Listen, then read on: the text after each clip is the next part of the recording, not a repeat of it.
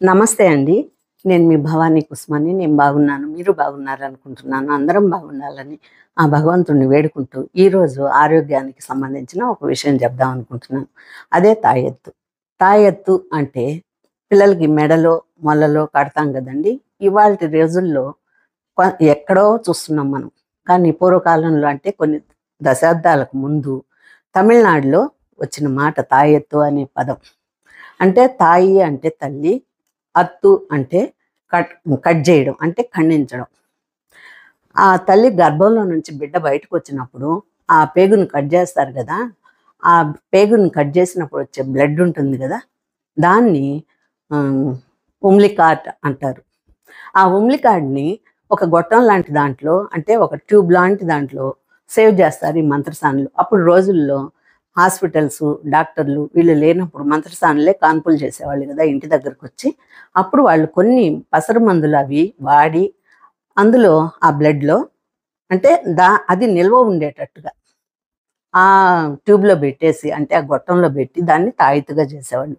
ఆ తాయెత్తుని అట్లాగే పెట్టి 9వ రోజు, 11వ రోజు అలాంటప్పుడు స్నానం చేపిస్తారు కదా తల్లి బిడ్డలకి బారసాల రోజు. ఆ బారసాల రోజు మొలతాడు కట్టే ఆచారం ఉంటదండి. ఈ సౌత్‌లో అంతా ఉంటదండి. మీకు గూడా ఉందా లేదా నాకొక కామెంట్ పెట్టండి. ఆ రోజే మొలతాడు కడతారు బిడ్డలకి. ఆ బిడ్డలకి ఆ మొలతాడులో ఆ తాయెత్తేసి పెడితే వాళ్ళకి రోగనిరోధక శక్తి ఉంటది. అట్లాగే ఏ వ్యాధులు రాకుండా ఉంటుంది. తర్వాత ఏ కీళ్ళు ఏమీ లేకుండా ఉంటాయి. అలాగే ఎవరైనా పాము కరిచినా, ఇంకేదన్నా విషపురుగులు, విషకీటకాలు కరిచినా, ఆ విషం ఒళ్ళంతా పాకకుండా ఉండేదానికి ఆ తాయెత్తుని తాకించేవాళ్ళంట అప్పట్లో వాళ్ళని. దానివల్ల వీళ్ళకి ఆరోగ్యంగా ఉండేవాళ్ళంట. అంటే అంత మహిమ ఉంటుంది ఆ తాయెత్తులో అని అర్థం.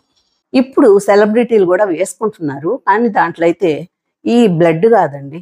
ఒక రాగి రేకు మీద అక్షరాలు రాసేసి అది పెట్టుకుంటారు. ఒక రకంగా స్టైల్ కోసం గానీ, ఒక రకంగా తాయెత్తు ఆ అక్షరాల బీజాక్షరాలనో ఏమో వేసుకుంటుంటారు. కానీ దాంట్లో అయితే ఈ రోగనిరోధక శక్తి అవి అంతా ఏముండదు. ఆహ్, దాన్ని ఇప్పుడు హాస్పిటల్స్‌లో స్టెమ్ సెల్స్ అంటున్నారు. బొడ్డు కట్ చేసినప్పుడు వచ్చే బ్లడ్‌ని వాళ్ళు బ్లడ్ బ్యాంక్‌లో సేవ్ చేస్తారు. ఫ్యూచర్‌లోకి ఏదన్నా వ్యాధులొచ్చినా, బాగాలేకుండా వచ్చినా, లేకపోతే క్యాన్సరు అలాంటి వ్యాధులొచ్చినా, ఇలాంటి వాటికన్నిటికీ ఇది ఉపయోగించుకోవచ్చు. తర్వాత కొన్ని అవయవాలు పోయినా గూడాను తిరిగి మళ్ళా అవి ప్రాణం పోసుకునేటట్టు కూడా పనికొస్తాయి అని చెప్తున్నారనమాట. అంత మహిమ ఉందనమాట ఆ స్టెమ్ సెల్స్‌లో. దాన్ని మనము కొంత ఉష్ణోగ్రతలో అంటే ఇంత అని ఒక ఉష్ణోగ్రతలో మాత్రం సేవ్ చేసి పెట్టుకోవాలి. అందువల్ల అంటే అప్పట్లో మూలికలు కలిపారు. ఇప్పుడు అది శాస్త్రజ్ఞులకు కూడా తెలవక స్టోరేజ్ చేసి పెట్టుకుంటున్నారనమాట బ్యాంకుల్లో. అది అవసరమైనప్పుడు దాన్ని తీసి వాడుకునేటట్టుగా. దానిది చాలా డబ్బులతో కూడుకున్న విషయం. నాకు తెలిసైతే ఒక 25,00,000 వినున్నాను నేను. ఒక 10 ఏళ్ల ముందే 25,00,000 అవుతది అని వినున్నాను. అది నిజమెంతో, అబద్ధమెంతో ఒకరి ద్వారా విన్న మాట అది. మీతో చెప్తున్నాను. అది నిజమో కాదో నాకు ఒక కామెంట్ పెట్టండి. నాకు తెలిసైతే ఇదేనండి.